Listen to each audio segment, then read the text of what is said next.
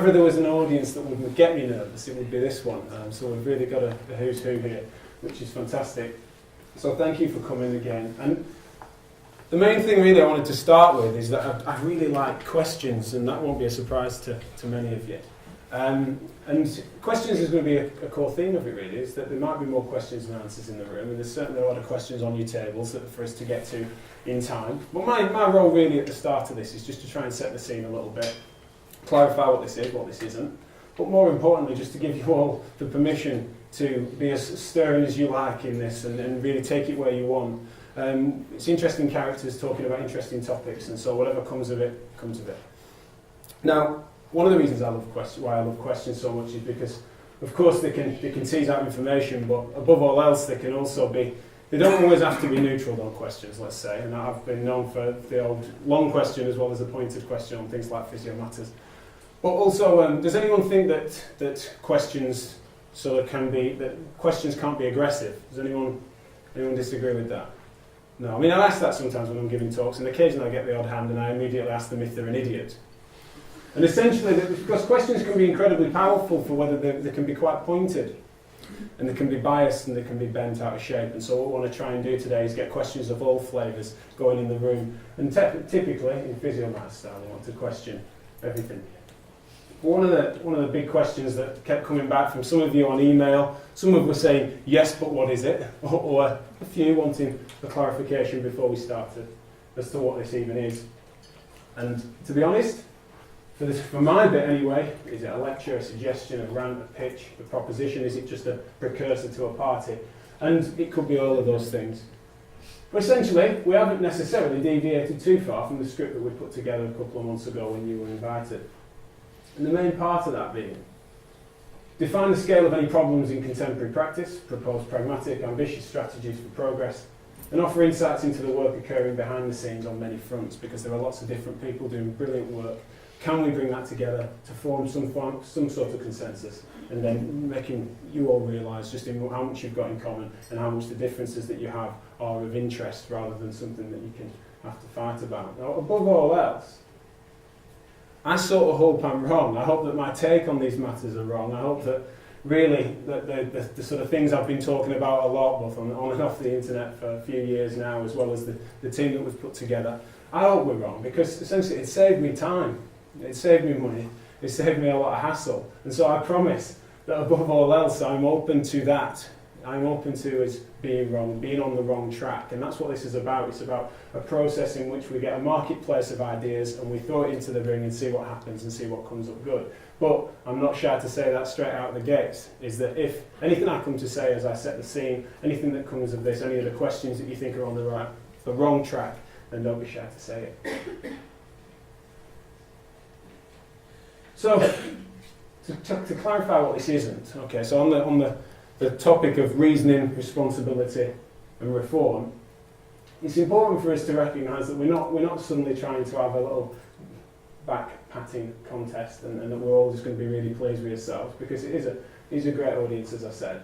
But essentially what we don't want to do is we don't want to deviate into these sorts of things. So examples being, we don't want to condescend and pretend that this is some sort of elite club. We don't want to infer that everyone else is responsible and that we're just shaking his fist elsewhere. We want to recognise what we need to take on as well as what we need to delegate. And we also don't need to start trying to work out who necessarily is, or whether us physios are being dictated to and we've not really got as much of a say in the matter, and start to holding a pity party. Essentially as well, one of the worries that might happen is you think, well, when it comes to reform, we've kind of thrashed everything out and we don't feel particularly responsible for it. And it feels like we're being reasonable and no one else is, and therefore essentially there's no point offering solutions. And that's not what we're about. We're very optimistic, and the event that we put together with Connect, on the discussions that we've been having between Choose Health and Connect, have certainly come to very optimistic places. So what I wanted to start off with in terms of reasoning is, I think most people in the room would be interested in reasoning over recipes, the idea in which we can try and put that at the heart of things, and it's at the very start of the invite that you got. But I think that sometimes people don't necessarily ask, why is it that we're so, people don't, or they at least forget when they ask themselves the question as to why we're bothered about reasoning over recipes. And one of the key whys, I think, is that we all encounter in clinical practice is that you get the individualised anomalies. You get the people in which if you tried to just pitch it to the mean and essentially assume everyone to be the same, then really we would miss capturing an awful lot of people and things. And so when we're trying to move beyond flowchart thinking, we've got to come to realise though, at what cost might that be? So as we move past any suggestion that we can try to make a flowchart or an algorithm or a spreadsheet that's going to answer all of our questions, be that diagnostic or come into treatment plans, essentially we've got to realise that there is, of course, it makes sense for us to move to reasoning and for us to promote reasoning, not that it needs moving towards too much, but there are certain costs to it. And part of the reason being that we still, as much as we want to try and broaden it, we don't want to throw everything out the window. Pattern recognition is a really important part of what we do, particularly in MSK practice. And so if we're to try to throw out even the basic algorithms that go on in our consciousness, then essentially we'd be worried about disrupting pattern recognition too much. And so we kind of accept that. We accept there's certain things in which you've got a good instinct. So if I were to try and rid myself of even the basic flowcharts that go on in a reasoning process clinically, then that would be to suggest that when you go out to collect someone from a waiting room and they happen to be a 60-year-old and they've got a sore knee and they're limping, if I was to then assume on equal measure ACL injury versus OA, technically, in a sense, we're saying, well, we're leaving that to the reasoning process, yes, but if we were to scrap the pattern recognition, we're essentially trying to dispel of that. And so we want to make sure that we don't just lurch from one side of an argument to another, because categories seem to matter, and categories certainly matter to patients. We still use diagnostic categories, diagnostic labels. One of the things that might emerge from these conversations we think might be in and around that. And so essentially it does develop a degree of uncertainty. And when it comes to categories and diagnoses, is can we broaden the categories and can we maintain a healthy scepticism when we're pursuing a line of inquiry that make us then keep an umbrella diagnosis in check so that we make sure we don't miss things. So when we're coming to again, I'm just giving food for thought as to what might emerge from your table discussions as well as what we're trying to get at when we're trying to poke into what we're meaning by reasoning. Now, one of the things I have mission in some ways to start off with is on my journey as to how a lot of the things have come about, including how I've come to contribute to this event, is that there is I found myself encountering a degree of complicity. So when I started in my career journey, and particularly with an interest in MSK, I found myself encountering this idea that I thought I was joining a team or a tribe that were going to be really pro-reasoning and really be part of a club in which I could shake my fist elsewhere. And I just didn't find that. A couple of examples being that when I then came to encounter patients on the clinical front line, I would then chat to them, I'd find out what's going on, they've got a sore shoulder, I'd then see this winging scapula, and I think there's your problem, and we'd go away, I'd give them some homework, and they'd come back in, and they'd be pain-free, as long as they gave it the right amount of time. And their scapula was no better at moving, often. And so I was just being confronted really early days with this idea, and I'm sure that's something that is certainly something that I know we've spoken about plenty on social media before with a lot of you. But essentially being confronted with this idea. And so when I then raise that, and I say, like, why is that? Why might that be? Then often I'd get confronted with the fact that essentially people weren't open necessarily to my questioning of that. How relevant is that? And that made me a bit worried. I felt like my team was letting me down. I felt, oh, they're getting a bit complicit in this problem that I keep encountering. So, and obviously there's various different body parts I could use as an analogy for that. But the second thing is I thought, well, clearly that might be just a frontline issue. If I immerse myself and start doing a master's module here, or I encounter a university here, and I can go and join a club here that seems to be of some supposedly elite thinkers, and so I'd have that conversation elsewhere. And I'd only encounter similar sorts of issues where they didn't like the questioning mindset and they didn't necessarily like the stirring of the pot that would go on. Even in those institutions, so I'd be at a master's module talking about injection therapy, for example, in which it would be said that as a workup, and this is only in recent years, of course we wouldn't do this without exhausting the ultrasound, the frictions, and I just couldn't help but think that looking over my shoulder, waiting for Jeremy Beadle to turn up, thinking that really physiotherapy is as complicit in these problems that I'm thinking I'm facing And it's not necessarily as a vehicle unified in trying to correct them, which was one of the reasons, as to, you can probably know, we have a podcast and things roll on from there, as becoming sort of social commentary for physiotherapy. Because we find ourselves lurching between sort of people that really don't want to change because they're kind of invested in an old way of thinking, as well as then people that think themselves innovators, but essentially they're mavericks. They're people that just want to lurch towards a certain fad or trend, be that for financial interests or otherwise. And that was a worry, because there were people that were making the noises of change, making the noises of reform, but not necessarily really following it through, or only doing so in one direction. And so, one of my favourite quotes from one of my favourite philosophers, it's something I really try to live by. But essentially, it's one of the reasons why I think that one of the propositions and one of the reasons for events like this and the conversations that we try to instigate is that we need to make sure that we have a real plethora of ideas and make sure that they get scrutinised appropriately. We want to put all the cards on the table, if you don't mind that metaphor. And so when I think about that, and I think that most people in this room are thinking, I like that idea, let's get all the cards on the table, that's lovely. But unfortunately, I've spent an awful lot of my career, and I think that from speaking to you, a few of you at least have met similar. Is that essentially there's a lot of people that want to knock certain cards off the table. Can't talk about that. No, we don't talk about that. Or if you do talk about that, certainly not in that tone. And so there's a lot of reasons as to why these cards might be being knocked off the table, certain banished topics that go on in various body parts, various themes. And so essentially, how might we be able to make progress if we can't talk about things freely? Which essentially makes me then quite an advocate for quite a varied amount of styles that are far beyond my own and my team's, really. It means that really we want to be able to articulate ourselves as clearly as we want in our own way and get the diversity of views and diversity of tones, diversity of styles that then can mix into this melting pot and get, as I say, all the cards on the table. I think I just used like 3 metaphors in a sentence then, didn't I? That's terrible.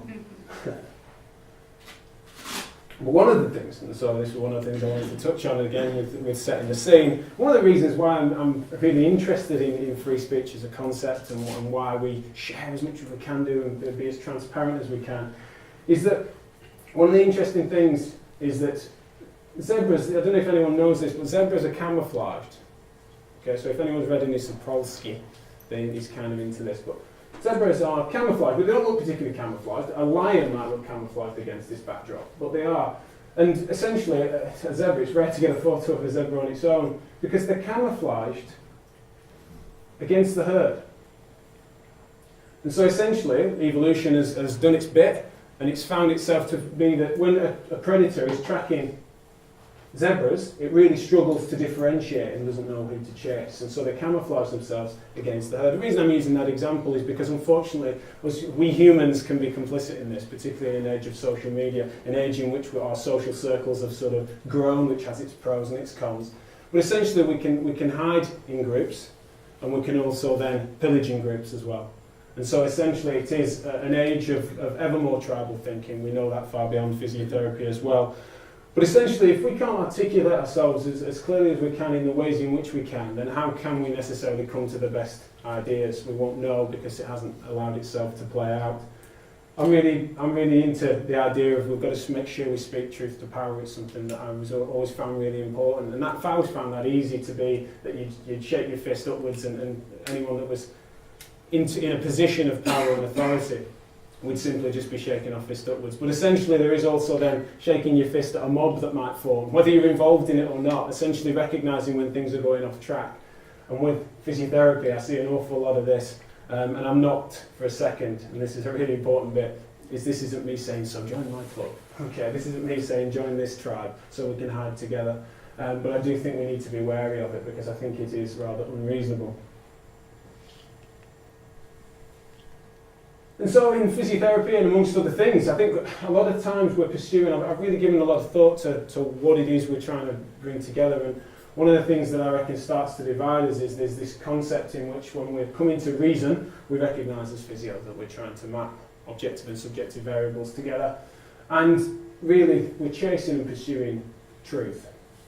And so often what happens, and it's not just physiotherapy that does this, but essentially objectivity, numeracy, empiricism and physics, we sort of narrow in and around traditionally scientific variables and start to pursue these things, and it's not a bad thing, don't get me wrong. But essentially it is only part of a story. And things can get quite heated if you just double down around that and say, right, we need to control for everything. Then essentially there's there's a really objective literalism that can start to form. And so that's why we need to try to make sure we map it smoothly onto the subjective. And these aren't distinct categories, don't get me wrong, but it has to go on a slide somehow. But essentially subjectivity, literacy, postmodernism and philosophy, the idea in which we've got this blend. And as physiotherapists we have to embrace that more than even some other medical and healthcare disciplines do. But above all else, when we're mixing these things up, that's what causes a lot of the conflict. Is that there's people that really pivot on empiricism, and they pivot off a trial in which they think they should change the world. And then there's someone else that would wave the subjective variable, and a very powerful one at that, an emotional story in which someone's giving their lived experience and explaining how it's really affecting them. Neither one more valid than the other, but essentially if those two people aren't talking, then we should be worried. And unfortunately that does keep happening. When it comes to reasoning, certainly you see a dearth of references here, and I'm just sort of throwing out ideas in various ways. But essentially when it comes to how we come to try and understand reasoning on a broad level, on a philosophical level, in a neuroscientific way, then essentially we've got to come to realise that intuitions do seem to play an awful lot of a part. This is not something we're trying to say, let's algorithmically improve reasoning. That's not a smart move. We need to recognise that the human in amongst that is really important and complicit in the process of improving or disrupting and knocking those cards off the table. So some examples then, again, talking about my worries I suppose, but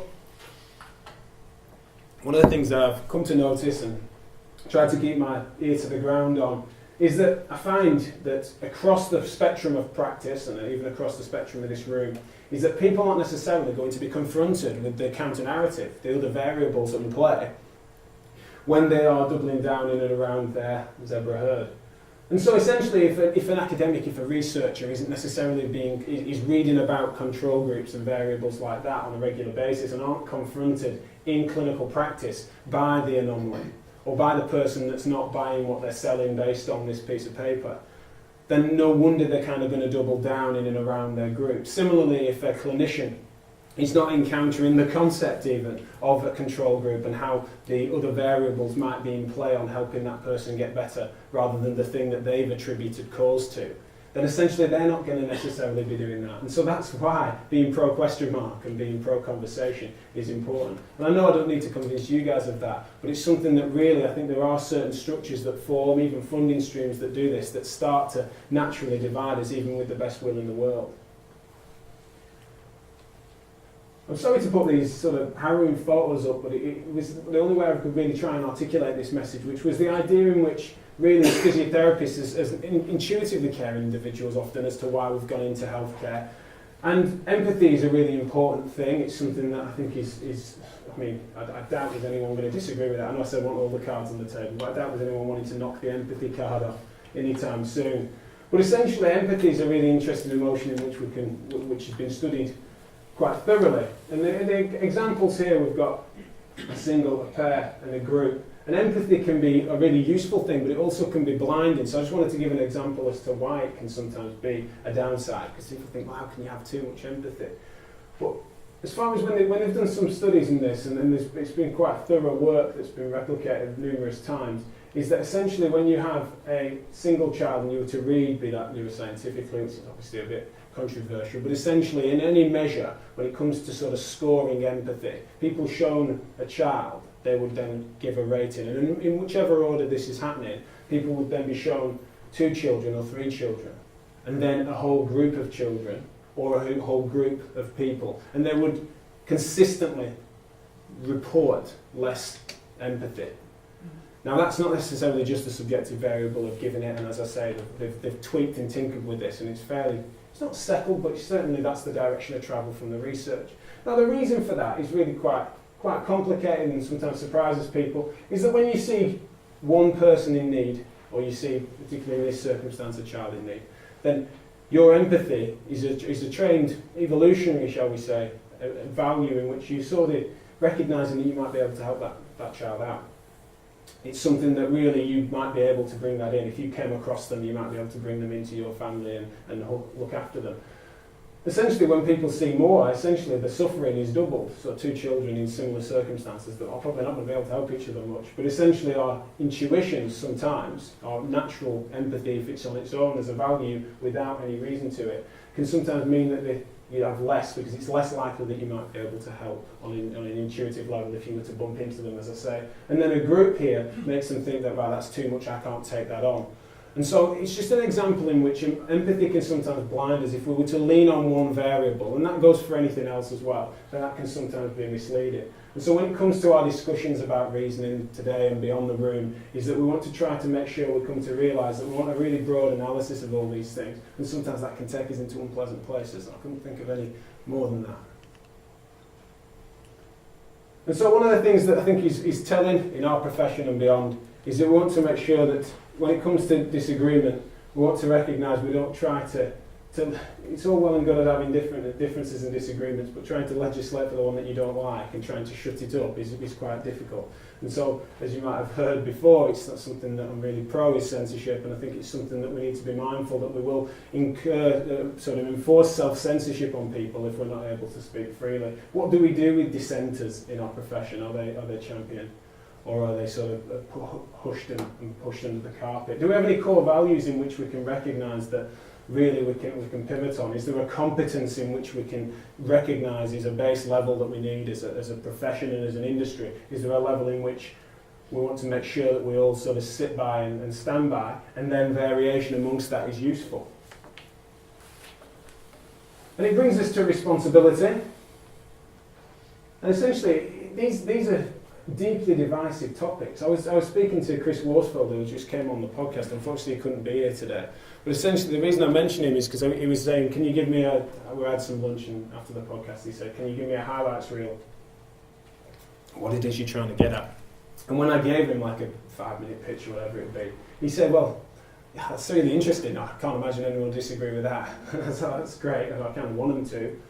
But what it made me realise is that when I unpacked it and said, well, let's think of a couple of bits that they might disagree with, and this is where really the land lies, is that these are, when you get into responsibility and who's responsible for any one thing, it's really difficult. These are not settled things. We can recognise that lots of different groups and lots of different people are responsible for different bits. But essentially, the concept of how much are you the author of your own thoughts, how much are you responsible for your own actions, or how much is somewhat contributed to, or even some argue determined by, what has come before. Your genetics, for example, is an obvious one, but also what is your circumstances, what you've gone through, your sociological variables, your psychology, the pathogens you've had to encounter, the hardships you've had or haven't had. So it's really quite tricky stuff. And so essentially, from up here, in which it's this notion in which we are completely in charge and should be held responsible to the letter for everything in which we do, moving down towards the idea that we are simply on a process in which we haven't really got much control of it.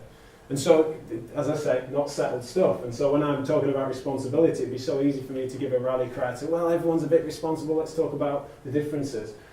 I'm admitting that there's nothing deeper than that right now when it comes to the metaphysics and philosophy in and around free will. And so I just tried to think of a few stakeholders involved in what's responsible, who are responsible, really, for a lot of the things that we're talking about already.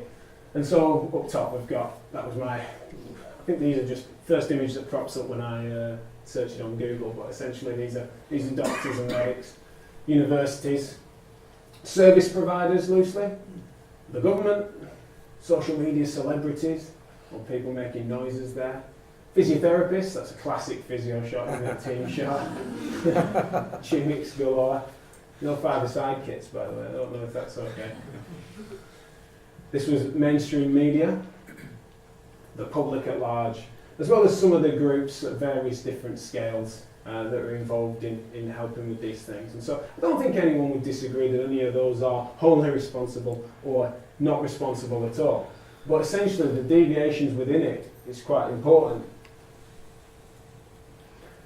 I think realistically, just to pick out a couple, is that we have a responsibility and one of the reasons why, because I've often wondered, people have asked us, so why don't you do more patient-facing information? Why have you decided to do interprofessional stuff? And really, it would have been far safer in some ways to have done. Some of the low-hanging fruit was on patient information when we first got going, and so we went into professional because it really felt like if I can talk to interprofessionally to physiotherapists and those in the industry, they are also members of the public. It took a while for me to work that out, but essentially we exist as members of the public as well. We exist as taxpayers. If we can really try and, although you want to separate your personality down into chunks, essentially we should be able to empathise in various different directions, and so that's why I think we're key stakeholders in this. But really the broad breadth of discussion that we want to elicit, and I hope the format of this day does, is bring out all these things and bring out and discuss all these variables. Which of these people are responsible for what they say, as well as who's then responsible for the consequences of those actions. Things like this. I mean, I make an awful lot of noise on social media. All well and good. There's nothing brave about that, sitting behind a computer screen. Are you willing to deal with the consequences of it? Are you going to follow it up? Are you going to then act on some of those things? I think it's really important. Similarly, when it comes to this, how responsible are people for their own health? So I wanted to just quickly go through a few of these stakeholders, and I want you to try and guess. There's a picture behind it, right? I want you to try and guess what's on the picture. Imagine you had to describe it in full detail as to what is behind there. And these are the things in which we can imagine we can influence. Okay, so there's a circumstance in which there's a problem we've got to try and solve. So this is my little catchphrase game. So, say what you see. Let's say that we've improved the university. Okay, so we've sort of changed the minds of those institutions. Not saying that's easy, I don't know why I picked that one first, and that's often difficult, but essentially in doing so, anyone got any clues as to what might be behind there so far? Grand Canyon. Not a bad guess. And we improve some of the perceptions in and around the researchers. The service providers start to follow suit, and quickly it starts to fall until, in time, we may well, let's say, and there's these specific policies, I don't mean they all fall into line with exactly what we're talking about, but in doing so, we might reveal the problem and feel like we can see it in its fullest. But if you were to describe this picture in full and were to ignore some of these variables that happen to be at the bottom, you would not get the complete picture. You might get the full thing, you might get the majority and you'd understand where it is, but you got Grand Canyon on one square, you still think Grand Canyon and you won't add much to it.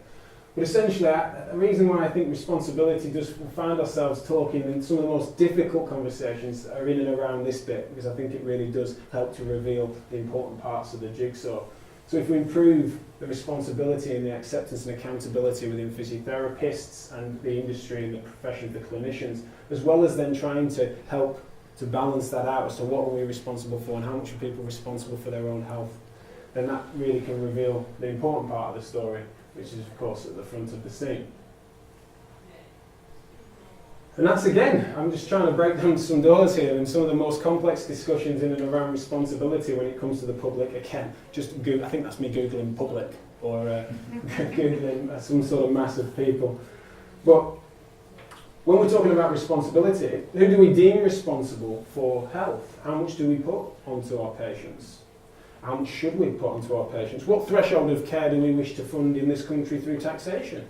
Hugely controversial topics. And really difficult things when we don't talk about it at an interface level with patients and how clinicians, we're the ones that are then confronting them with what it is that we are asking them, sometimes begging them to do to try and change their health behaviours. How much responsibility do we put on them?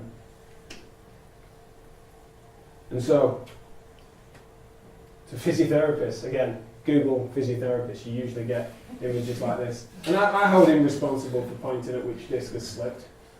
And essentially, I'm quite embarrassed. I'm quite embarrassed sometimes, in which we need to try and hold ourselves accountable. If we're trying to live by the principle of do no harm, then essentially surely there is a case in which we need to make sure that we're competent as a group of clinicians to to recognise that we don't stoop below that, because there are plenty of people that are doing harm, in my opinion, and we, not in this room by the way, but essentially we want to make sure we're not doing harm to patients by misinformation and misdirection.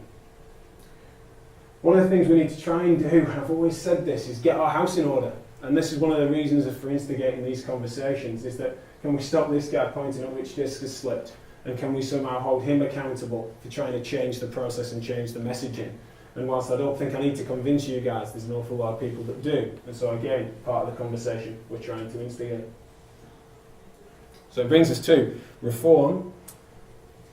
Essentially, when it comes to reform, it sounds a little drastic sometimes to some people. You know, it's like reform thinking to be synonymous with revolution, and I promise I'm not going to start throwing some hand grenades now. But essentially, when it comes to the important parts of this, when we're making changes, to reform is to improve, to refine, to mend.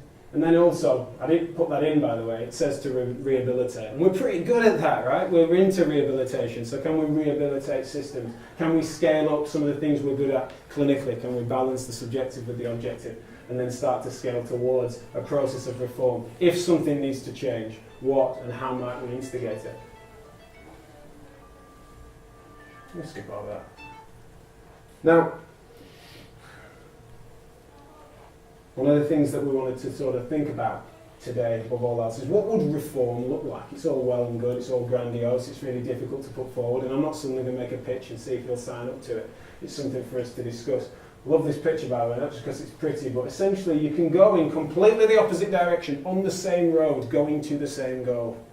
And that's one of the things that we're not particularly good at, is that people think that we're lurching. There's descriptions of pendulums more than there is anything else, but essentially we are on a journey. Sometimes we might think it's going in the wrong direction. How much of it is accurate and how much of it is this? Technically we're going back the way we came from, but might we be making progress all the same? It's hard for us to tell unless we were to talk about it.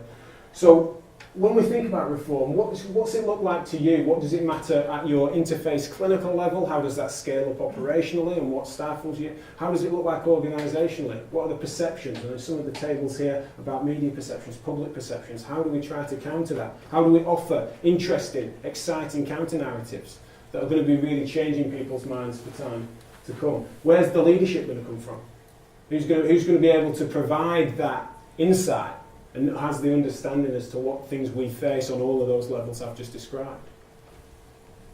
And so, one of the things that I did when I was searching for this is I came to realise, I thought, I've kind of been in this, I've been in this 10 years, I started as a fresher 10 years ago, and we've just been confronted, Facebook's confronted with all my freshers photos from a 10-year anniversary of all my friends that I met at uni. And so I went back on Facebook and I thought, what is the earliest photo that I have of me acting out as a physio and as a physio student? And this is me, and also Flick there that you'll see speaking later. Essentially, this was one of the first photo I could find, and it was us as physio students recognising that we were really interested in talking to people and getting to know how they can make them tick. We were quite good at inspiring people to join an idea and a movement. So we started doing street collections and raising money for healthcare and social care charities. And so when I was thinking about it, what I realised when I was kicking myself and I was putting these things together and dreaming up this event in various ways, it was recognising my naivety and the mistakes I'd made. And when I think about naivety, I think about me back then, is that really it was always the heart was in the right place, but essentially we were just trying to change things and assuming that people would just follow suit. It took much more than that, it took much more work. But just as we managed it then, in his capes and shaking tins on cold street corners, I never really stopped being that guy, that activist. It was just that the tactics changed. And really, when I recognise it, when it comes to naivety, I thought that if I just exposed people to better ideas, then that would come good. So if I'll just broadcast this and then they'll listen to it, and I'll just change practice, won't it? Why wouldn't it? These are better ideas than the old ones. That was naive. Similarly, I thought if the blueprints of practice started to emerge from services that were doing better than others, then they would sort of interact and clash, especially on the internet, and that would change behaviour. Again, how naive. And so I thought, well, I looked into the marketplace, I thought, right, there's no other organisations making these same noises. And what I did is I looked at who was doing it exactly how I thought it needed to be done, and I couldn't find it. And again, how naive was that when there's other people that are doing 80%, 90% of what I was doing, and I just could add to it rather than thinking I needed to use a revolution to overthrow it. And so, yeah, naivety is that guy in his mask and all. And essentially, the lessons I've learned sound like the more people I've spoken to, they've made similar mistakes. And so really, we want to try and recognise that in this room we've got a group of people that with the right openness, a willingness to put themselves up for scrutiny, a willingness to scrutinise ideas and be brave about it. I think there's really the way in which we can create a process where we can really push forward the conversation to say, yes, if it is reform, if that is what is required, which again, back to the start, I'm open being wrong, but essentially I'm passionate and think that we really do need to improve change. Everyone in this room is really passionate about moving things forward and really cares deeply about what they're doing. So are the similarities more important than the differences? I think so, which is why a few questions just to leave lingering for the room, and I'll open to a few questions. Do you know who's delivering quality care? And when we say quality, by what metric is that being measured? What proportion of the time do you and your staff are paid directly in contact with patients? And does that matter? Are current routes to gain credibility serving as well? And how are those standards kept? Are aspirational roles in our profession and industry clinically distant? Are the people at the very top of the profession, in whichever metric you decide upon, representative of what we need at the clinical front line? I've spoken other times about brain drain within physiotherapy. Do we progress further and further away from patients, and do we forget that? Because how many years need to pass before practice changes in a direction in which we start to not recognise what is being discussed? I certainly know if I wasn't in practice for the last 5 years, I wouldn't be able to necessarily comment now because of how much things have changed, how much the demographic has changed, how much patient expectations change on a regular basis for all the variables I've mentioned. Has physiotherapy got an image crisis? Do the public and or other professionals understand what we do? And beyond that, do we understand what the rest of us do? Do we understand, I think in this room again there's an openness culture, but essentially intraprofessionally, I'm losing that now, but essentially do we recognise what other disciplines do? Is there a unified force? What does that word even mean? What does it mean to be a physiotherapist? Some more. What proportion of your staff's time is spent on no or low value activity? How do you know if you're managing a team or running it? Essentially, what does that matter? What might the CSP's role be in this? Is the CSP value for money? Is it system in which it's operating, both as a trade union, as a professional body? And it needs CSP, the other organisations that I could mention there, of course. But essentially, if we're talking about reforming, and we're putting the cards on the table, how does that one fall? How do you promote what you consider to be excellence? Is it enough? Is it efficient? Do the people you claim to represent agree with you? And does that matter? So if you're trying to speak for people other than yourself, then essentially how much do they agree with you and how are you testing that? Pretty deep one as well, this one. But essentially, are you proud to be a physiotherapist? Would you go by another term if you could? How much does it matter to you to hold that badge? And if so, then realistically, can you persuade others that answer that differently to you, that it is worth keeping hold of? And if it's not, if you're not proud to be a physiotherapist right now, but you think that really you would be proud to be what it could be, then how can we create a situation or an atmosphere or a culture in which we can instigate that? And so these, again, far more questions than answers from me, but I hope I've been able to just set the scene a little bit, open a few doors, and say let's talk about it for the rest of the session. So thank you very much.